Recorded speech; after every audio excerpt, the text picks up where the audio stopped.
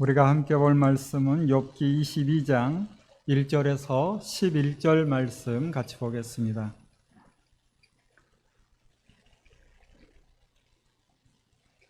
욥기 22장 1절에서 11절 말씀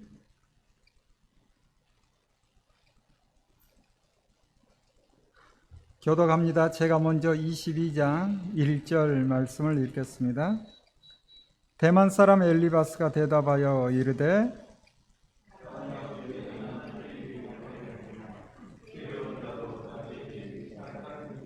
내가 의로운들 전능자에게 무슨 기쁨이 있겠으며 내 행위가 온전한들 그에게 무슨 이익이 되겠느냐.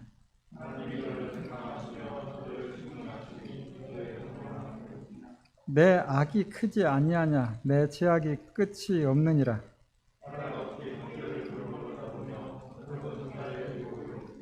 목마른 자에게 물을 마시게 하지 아니하며 줄인 자에게 음식을 주지 아니하였구나. 너는 과부를 빈손으로 돌려보내며 고아의 팔을 꺾는구나.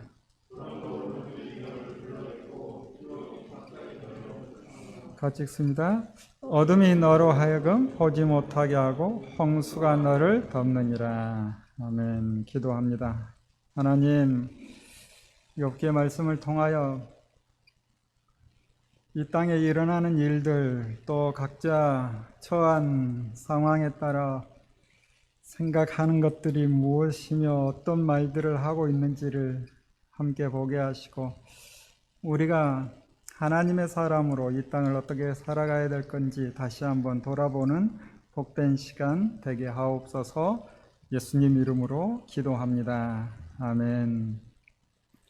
우리가 지난 시간까지 욥과 친구들의 두 번째 논쟁을 봤는데, 다시 세 번째 논쟁이 22장부터 27장까지 이어집니다. 이번 세 번째 논쟁에서는 친구들의 말보다 욥의 말이 더 길어지고 소발이 더 이상 말을 하지 못하고 마무리되는 세 번째 논쟁. 그래서 엘리바스와 빌닷만 등장하죠. 엘리바스가 22장 1절부터 30절까지 욥을 정죄하는 내용이 기록되고 있고, 그리고 욥의 반론이 23장 24장 1절부터 24장 25절까지 길게 반론이 이어집니다. 듣고 있던 빌닷이 한마디 하죠. 그런데 굉장히 짧아요. 미천이 이제 점점 드러나는 거예요. 그래서 25장 1절에서 6절까지. 그러자 욥은 할 말이 여전히 많아요. 26장 1절부터 27장 23절까지 이렇게 세 번째 논쟁이 이어집니다. 먼저 엘리바스의 말을 같이 들어볼 텐데, 이미 봤던 것처럼 엘리바스는 권선징악, 이 원리가 세상을 지배한다, 그 생각 가운데 다른 주장을, 욥의 말을 받아들이질 않아요. 그러기에 욥이 지금 당하는 고난, 당연히 죄를 지었기 때문이 있다. 그러면서 해결책도 아주 단순하죠. 하나님께 용서를 구하라는 거예요. 이렇게 단편적으로 생각하는 사람과 대화한다는 게 정말 어려운 일입니다. 엘리바스가 고난을 당한 적이 없어서 그런지, 자기가 고난을 당해봐야 다른 사람의 고통을 이해하고 함부로 말을 하지 않을 것 같긴 한데, 또 엘리바스가 살아온 날이 만만치 않다 보니 이런저런 고난이 있었을 텐데 참 어려운 문제예요. 지금 엘리바스는 욥과 같은 고난을 당하지 않다 보니 욥을 이해를 못하는 거예요. 그리고 이렇게 큰 고난이 있다는 것은 그만큼 죄가 클 것이다 라는 생각을 엘리바스는 하고 있는 거죠. 자, 이제 엘리바스의 말을 우리 함께 볼 텐데요. 세 부분으로 나눠볼 수 있습니다. 22장 1절부터 11절까지는 너는 하나님께 많은 죄를 지었다 라고 이야기를 하고 있고, 그리고 22장 12절부터 20절까지는 하나님은 죄인을 심판하신다. 그리고 이제 22장 21절에서 30절에는 너는 겸손히 하나님께 용서를 구하라 라는 내용이 나오는데, 먼저 1절부터 11절까지 욥에게 하나님께 많은 죄를 지었다라고 단정적으로 말을 하는데, 그의 말을 잘 들어보면 하나님은 인간의 선한 행동에는 관심이 없고 악한 행동에는 벌을 주신다 라는 억지 주장도 펼쳐집니다. 제가 새번역 성경으로 읽어 드릴 테니 여러분 가지고 있는 성경 보면서 잘 따라와 보세요. 대만 사람 엘리바스가 대답하였다. 사람이 하나님께 무슨 유익을 끼쳐 드릴 수 있느냐? 아무리 슬기로운 사람이라 해도 그분께 아무런 유익을 끼쳐 드릴 수가 없다. 너가 올바르다 하여 그것이 전능하신 분께 무슨 기쁨이 되겠으며 너의 행위가 온전하다고 하여 그것이 그분께 무슨 유익이 되겠느냐? 너가 하나님을 경외한 것 때문에 하나님이 너를 책망하시며 너를 심판하시겠느냐? 오히려 너의 죄가 많고 너의 죄악이 끝이 없으니 그러한 것이 아니냐? 너가 까닭 없이 친족의 재산을 압류하고 옷을 빼앗아 헐벗게 하고 목마른 사람에게 마실 물 한 모금도 주지 않고 배고픈 사람에게 먹을 것도 주지 않았기 때문이 아니겠느냐? 너는 권세를 이용하여 땅을 차지하고 지위를 이용하여 이 땅에서 거들먹거리면서 살았다. 너는 과부들을 빈손으로 돌려보내고 고아들을 혹사하고 학대하였다. 그러기에 이제 너가 온갖 올무에 걸려들고 공포에 사로잡힌 것이다. 어둠이 덮쳐서 너가 앞을 볼 수 없고 홍수가 너를 뒤덮는 것이다 라고 이야기를 해요. 여기 지금 엘리바스는 욥이 고난당하는 이유를 4가지로 설명하고 있죠. 그 4가지가 뭔가 하면, 첫 번째, 가난한 사람들의 눈에서 피눈물 나게 했대요. 둘째, 도움이 필요한 사람에게 매정하게 대했대요. 셋째, 약자에게 매정하게 굴었지만 오히려 강자에게는 굽실거리며 뇌물을 바쳤대요. 그리고 4번째, 도움을 요청하는 고아들과 과부들을 매정하게 돌려보냈다라고 이야기합니다. 욥이 그렇게 살았을까요? 우리 1장 1절 봤죠? 악에서 떠난 사람이에요. 정직하고 온전한 사람이에요. 나중에 31장을 보면 욥이 무슨 말을 하는가?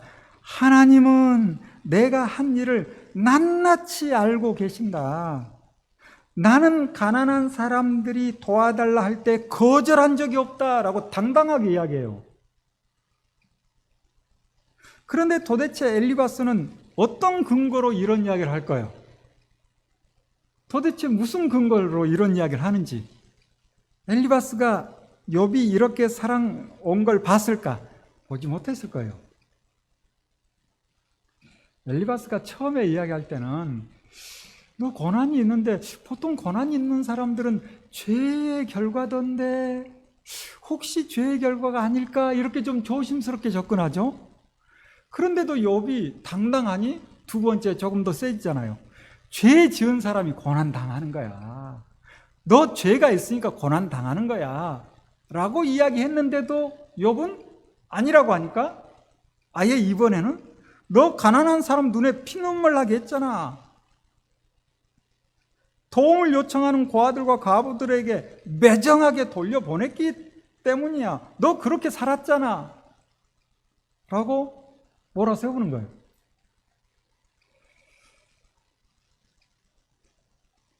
자기 생각에 사로잡혀서 그랬을 것이다. 아, 그랬다. 여기까지 가는 거죠.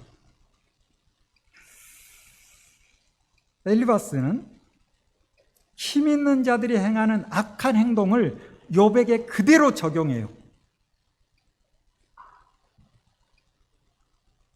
이어지는 12절부터 20절에서는 하나님은 죄인을 심판하신다라고 하는데 틀린 말은 아니죠. 하나님께서 죄인을 심판하시긴 해요.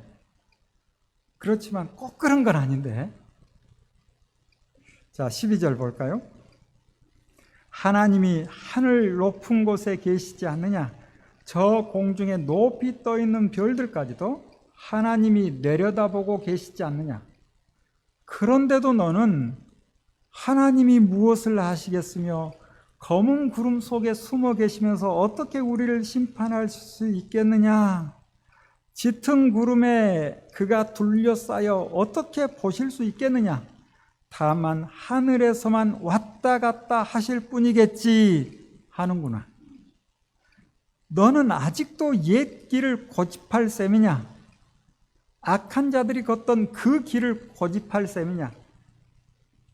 그들은 때가 되기도 전에 사로잡혀갖고 그 기초가 무너져서 강물에 떠내려가 버렸다. 그런데도 그들은 하나님께 말하기를 우리를 좀 그냥 내버려 두십시오.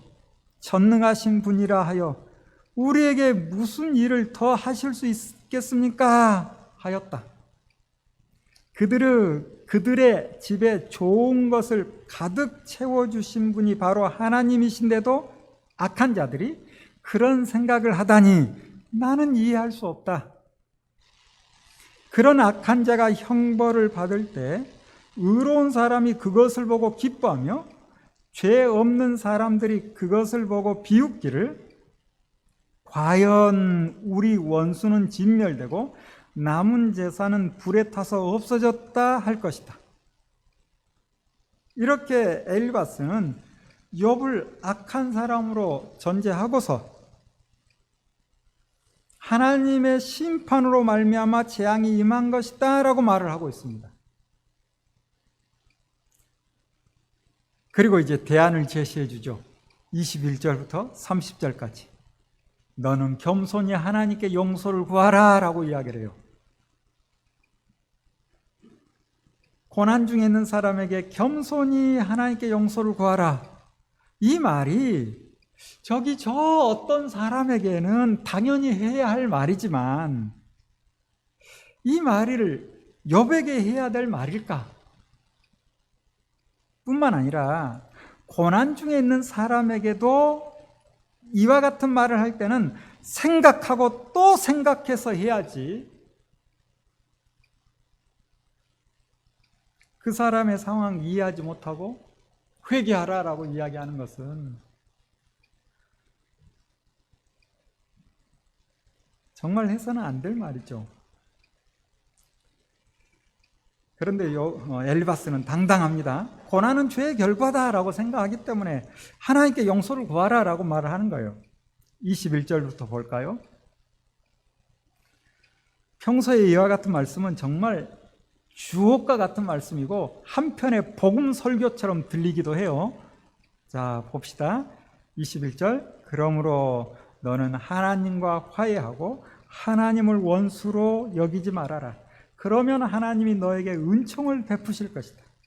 하나님이 친히 말씀하여 주시는 교훈을 받아들이고 그의 말씀을 너의 마음에 깊이 간직하여라. 전능하신 분에게로 겸손하게 돌아가면 너는 다시 회복될 것이다. 온갖 불의한 것을 내 집안에서 내버려라. 황금도 티끌 위에다가 내버리고 오빌의 정금도 계곡의 돌바닥 위에 내던져라. 그러면 전능하신 분이 너의 보물이 되시고 산더미처럼 쌓이는 은이 되실 것이다. 그때가 되어야 비로소 너는 전능하신 분을 진정으로 의지하게 되고 그분만이 너의 기쁨의 근원이심을 알게 될 것이다.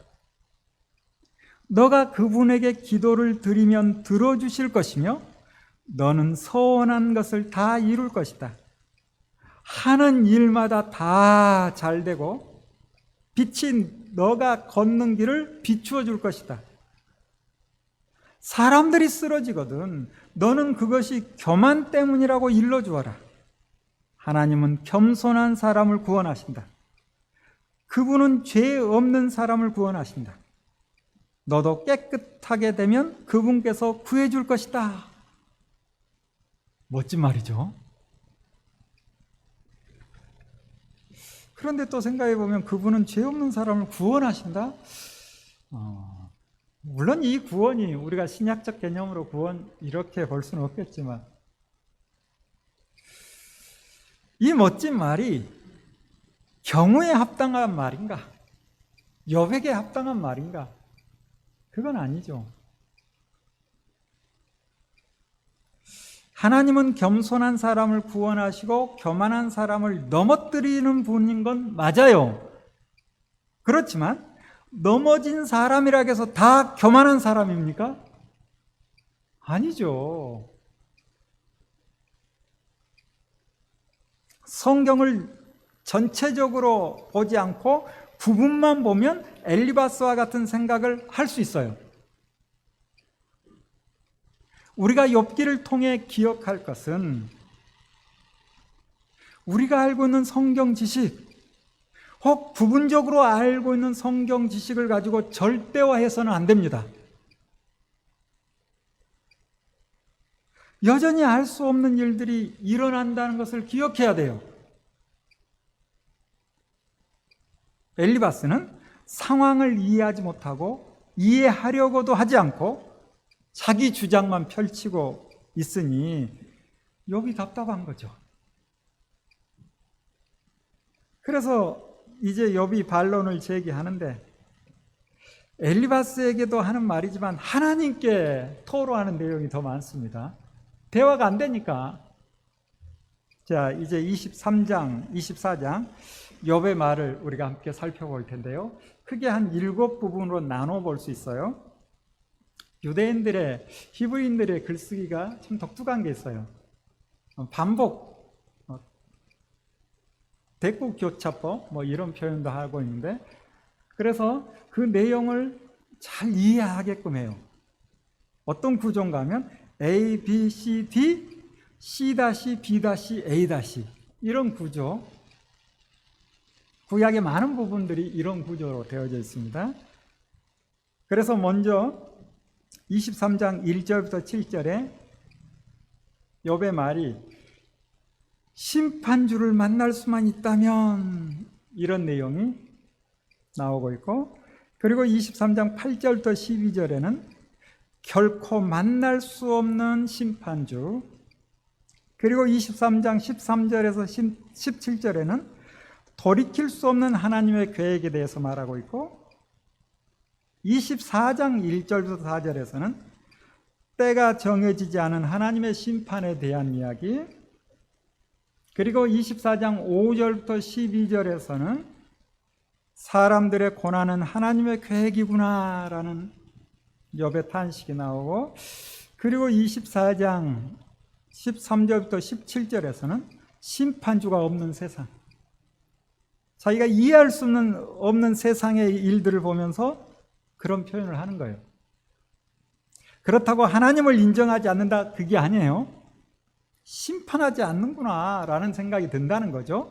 그리고 24장 18절부터 25절에서는 하나님 심판주여 악인들을 심판하소서 라는 내용으로 되어져 있는데, 자, 우리가 욥의 이야기, 욥의 말을 한번 살펴볼 텐데요. 여전히 욥은 자신의 억울한 마음을 하나님께 아뢰고 있어요.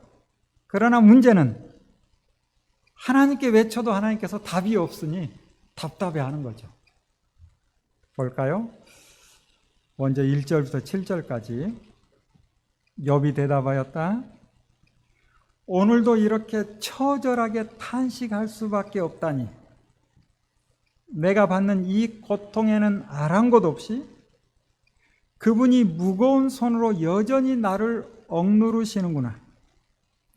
아, 그분이 계신 곳을 알 수만 있다면, 그분의 보좌까지 내가 이룰 수만 있다면, 그분 앞에서 내 사정을 아뢰련만, 내가 정당함을 입이 닳도록 변론하련만, 그러면 그분은 무슨 말로 내게 대답하실까? 내게 어떻게 대답하실까? 하나님이 힘으로 나를 억누르실까? 그렇지 않을 것이다. 내가 말씀을 들을 때 귀를 기울여 들어주실 것이다. 내게 아무런 잘못이 없으니 하나님께 떳떳하게 말씀드릴 수 있을 것이다. 내 말을 다 들으시고 나서는 단호하게 무죄를 선언하실 것이다. 이렇듯 욥은 하나님이 자신을 변호해 줄 것이다 라는 마음을 가지고 있죠. 친구들 앞에서 당당한 거예요. 하나님께서 나의 무죄를 선언하실 거야.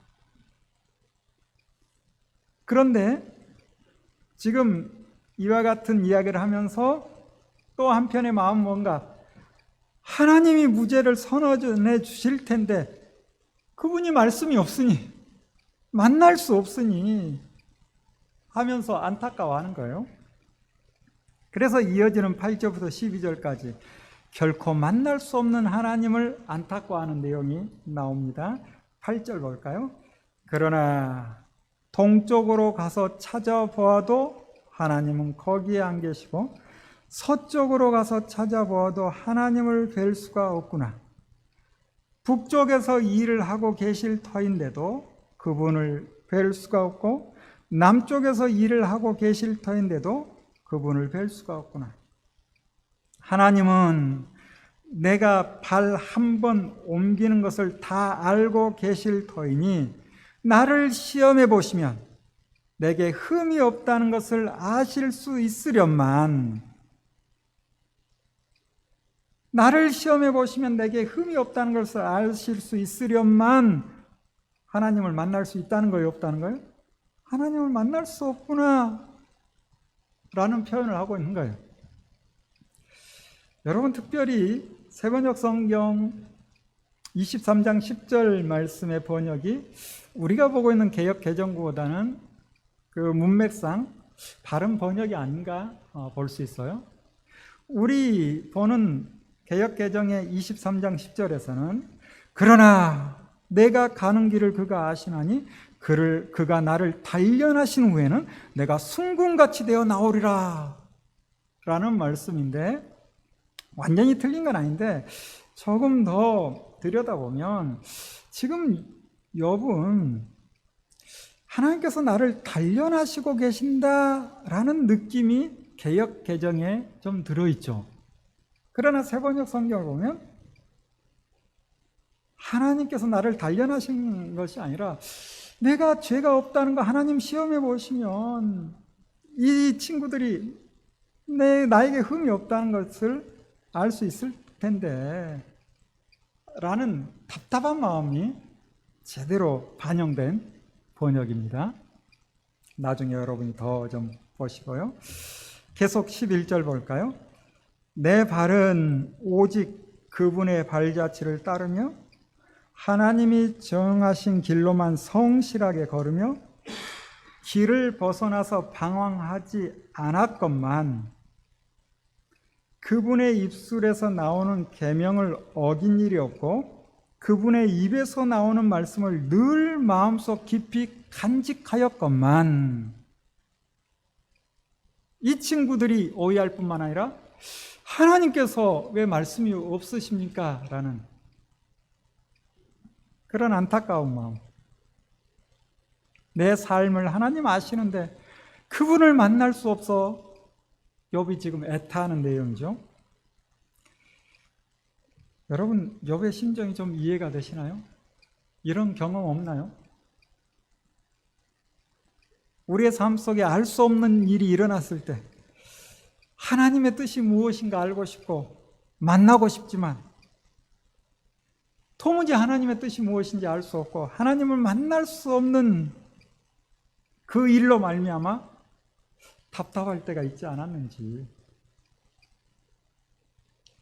그렇다 해서 욥이 하나님의 존재를 부인하는 것이 아니에요. 그러나 하나님께서 하시는 일에 대해 다 알 수 없기에 답답한 거죠.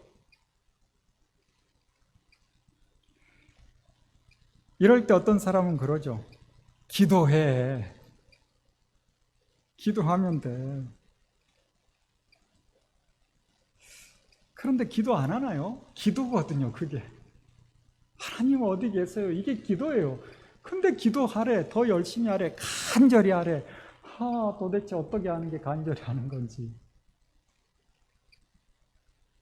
그래서 지금 엘리바스나 빌닷이나 서발이나 기도하래.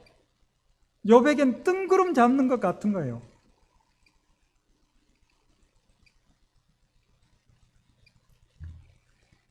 이 답답한 마음이 그대로 성경에 기록되어 있습니다. 욥은 고난의 시간을 지낸 후에 하나님의 시간에 하나님께서 찾아오시니 그때까지 우리도 가봐야죠.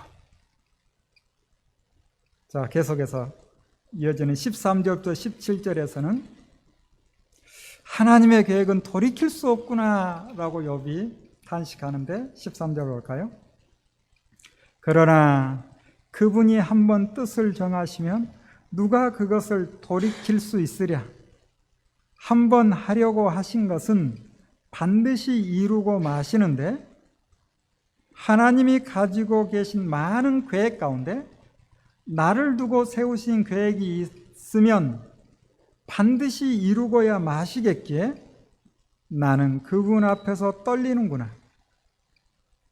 이런 것을 생각할 때마다 그분이 두렵구나. 하나님이 내 용기를 꺾으셨기 때문이고 전능하신 분께서 나를 떨게 하셨기 때문이지. 내가 무서웠던 것은 어둠 때문도 아니고 흑암이 나를 덮은 탓도 아니다. 지금 욥은 하나님을 만날 수 없는 것만이 불안한 게 아니라 그 누구도 하나님의 계획을 바꿀 수 없기에 불안해합니다. 이유를 알 수 없는 고난, 그것도 하나님의 계획이니 별 도리가 없어서 낙심하며 억울한 심정을 드러내는 거예요. 하나님 왜 도대체 그와 같은 계획을 세우셔서 나를 이렇게 구렁텅이로 몰아넣는 거예요?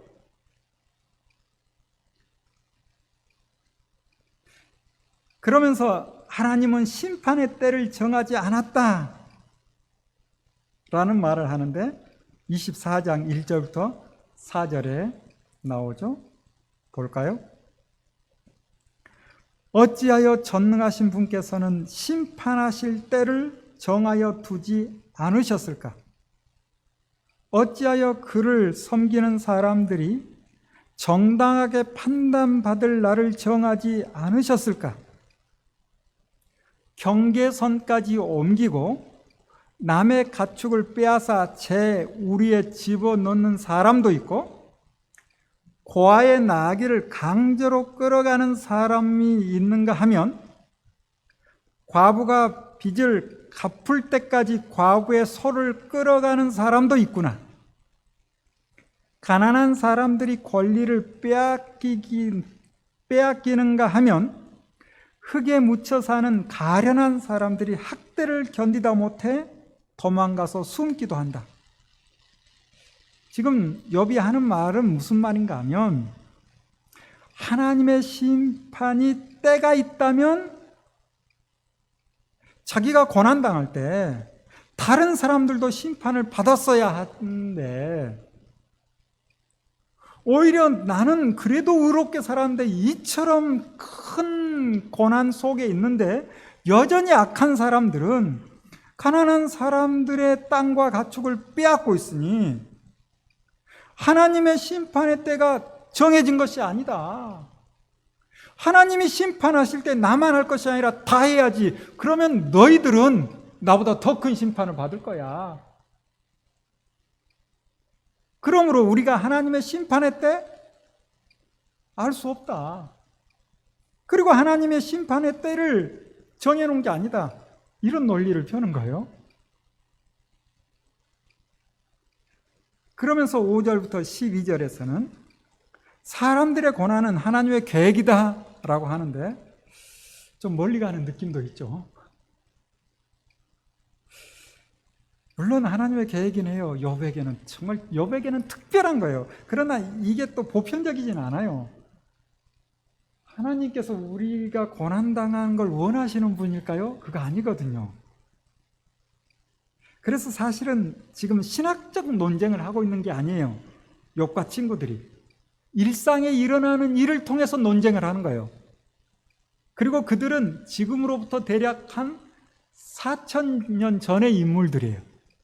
그러니 성경이 다 완성되지 않은 시대, 우리는 지금 이 땅에 일어나는 의인의 고난에 대한 답을 어렴풋 알죠.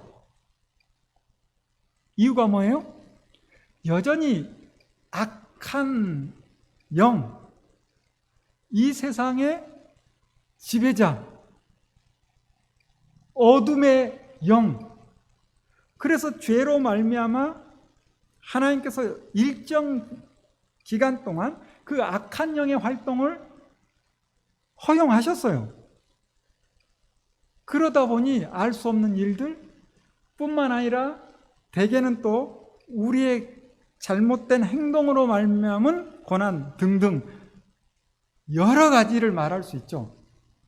그러나 4,000년 전 그들의 신학적 한계가 있다 보니 우리가 이걸 신학적으로 다 접근하기에는 어려운 부분이 있습니다. 자, 볼까요? 5절부터 12절까지. 가난한 사람들은 들나귀처럼 메마른 곳으로 가서 일자리를 찾고 먹거리를 얻으려고 하지만 어린 아이들에게 먹을 것을 찾을 곳은 빈 들뿐이다. 가을거지가 끝난 남의 밭에서 이삭이나 줍고 악한 자의 포도밭에서 남은 것이나 긁어 모은다. 잠자리에서도 덮을 것이 없으며 추위를 막아줄 이불 조각 하나도 없다. 산에서 쏟아지는 소낙비에 젖어서 비를 피할 곳이라고는 바위 밑밖에 없다. 아버지 없는 어린 아이를 노예로 빼앗아 가는 자들도 있다. 가난한 사람이 빚을 못 갚는다고 자식을 빼앗아 가는 자들도 있다. 가난한 사람들은 입지도 못한 채로 헐벗고 다녀야 한다. 곡식단을 지고 나르지만 굶주림에 허덕여야 한다. 올리브로 기름을 짜고 포도로 포도주를 담가도 그들은 여전히 목말라 한다. 성읍 안에서 상처받은 사람들과 죽어가는 사람들이 소리를 질러도 하나님은 그들의 간구를 못 들은 채 하신다. 지금 욥의 말이에요. 욥의 주장이 불신자의 주장 같은 느낌도 들죠.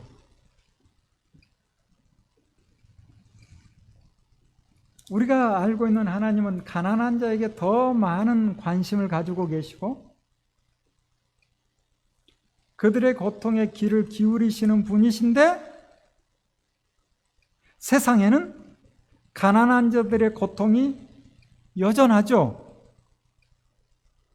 그리고 그들이 고통 중에 죽어가며 하나님께 소리를 질러도 하나님은 그들의 간구를 들어주시지 않으니 욥이 생각할 때는 이 고난은 하나님의 계획이구나 라고 말하는 거예요.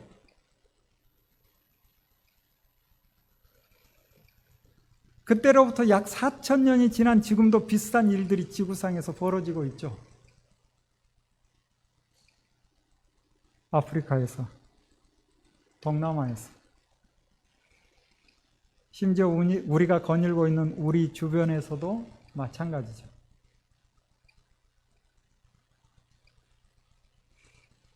이와 같은 일들에 대해서 그 당시 욥이나 어찌 보면 지금 우리도 과연 하나님은 무엇을 하고 계실까라는 마음이 들 때도 있죠. 그래서 욥은 악한 자들이 득세하는 세상 속에서 하나님께서 심판하지 않는다. 이렇게까지 13절부터 17절에 이야기합니다. 자, 볼까요? 13절. 빛을 싫어하는 사람들이 있다. 그들은 빛이 밝혀주는 것을 알지 못하며 빛이 밝혀주는 길로 가지 않는다. 살인하는 자는 새벽에 일어나서 가난한 사람과 궁핍한 사람을 죽이고 밤에는 도둑질을 한다. 간음하는 자는 저물기를 바라며 사람들이 눈치채지 못할 것이라고 생각하며 얼굴을 가린다. 도둑들은 대낮에 털 집을 보아 두었다가 어두워지면 벽을 뚫고 들어간다. 이런 자들은 하나같이 밝은 한낮에는 익숙하지 못하다. 그들은 한낮을 무서워하고 오히려 어둠 속에서 평안을 누린다. 이렇게 욥은 이 어둠 속에서 평안을 누리는 전문적으로 악을 행하는 자들, 왜 그들을 하나님께서 내버려 두시는가 이해할 수 없다는 거예요. 욥이 이렇게 삐딱하게 말하는 이유가 뭐예요? 지금 엘리바스나 빌닷이나 소발이나 하나님께서 세상의 죄인을 심판하신다라고 말을 하니 욥이 삐딱해지는 거예요. 하나님이 세상을 심판하신다고? 그러면 가난한 자들의 그 고난은 뭐고 그 악한 자들이 득세하는 건 그건 뭐야? 하나님께서 가난한 자의 기도를 들어준 적 있어? 하나님 심판하시는 분 아니야? 이렇게 이야기를 하는 거예요.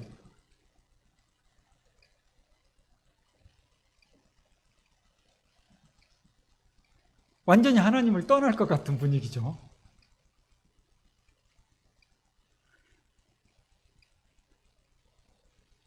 그런데 마지막에 가서 18절부터 25절에서는 악인을 심판해 달라고 합니다.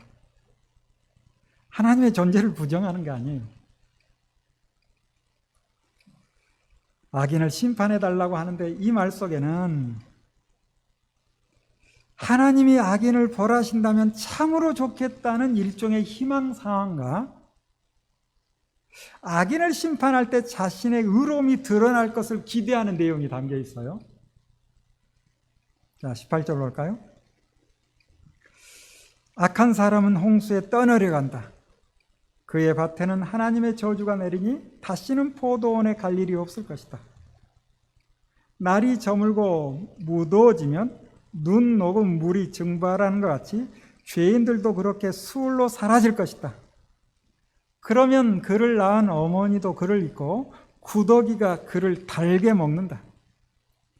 아무도 그를 다시 기억하지 않는다. 악은 결국 잘린 나무처럼 멸망하고 마는 것이다. 과부를 등쳐먹고 자식 없는 여인을 학대하니 어찌 이런 일이 안 일어나겠느냐? 하나님이 그분의 능력으로 강한 사람들을 휘어잡으시니 그가 한번 일어나시면 악인들은 생명을 건질 길이 없다.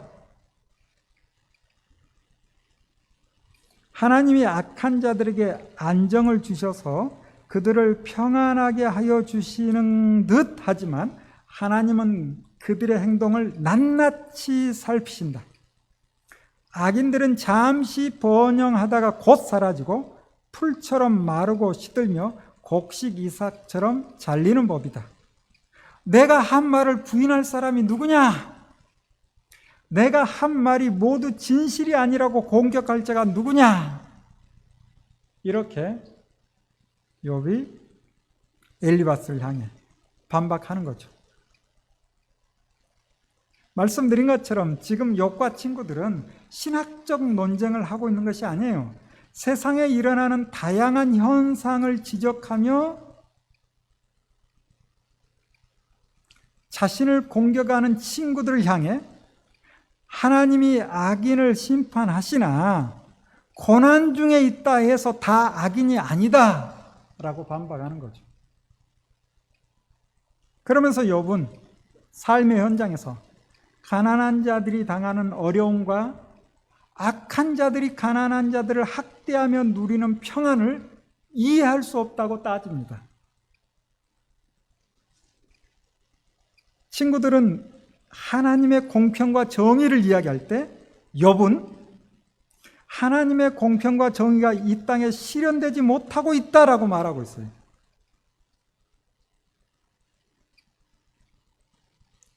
족장시대 살고 있던 욥과 친구들의 신학적 한계.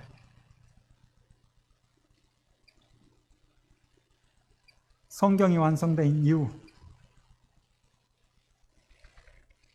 데살로니가후서, 에베소서 등 여러 곳에 여전히 사탄의 활동이 활발하게 일어나게 있고, 에베소서 2장 2절에는 공중에 권세 잡은 자가 있다라고 말하고 있고, 에베소서 6장 12절에는 우리의 씨름은 이 어둠의 세상 주관자들과 하늘에 있는 악한 영들을 상대해야 된다 라고 말씀하고 있으니, 하나님이 능력이 부족해서가 아니라 하나님의 계획 가운데 사탄의 활동을 허락하셨기 때문에 우리가 생각할 때는 하나님의 공평과 정의가 실현되지 못하는 것처럼 느껴질 때가 있는 거예요. 그렇지만 하나님의 공평과 정의는 우리의 시간으로 판단할 수 없는 것이고, 중요한 것은 우리가 지금 해야 할 일은 무엇일까를 생각해야 되겠죠. 하나님께서 우리를 창조할 때 하나님의 형상으로 만드셨고, 하나님의 형상인 우리가 하나님의 속성인 공평과 정의를 이루어가야 할 책임이 있습니다. 지금 욥이 말한 가난한 자들의 고난의 책임, 하나님의 계획이라기보다는 그 책임이 하나님께 있는 것이 아니라 그 일을 맡아 감당해야 할 사람에게 있는 거죠. 우리에게 있는 거죠. 사랑하는 여러분, 주님을 만났다면 주님처럼 살아가는 우리 모두 되기를 바랍니다. 기도하겠습니다.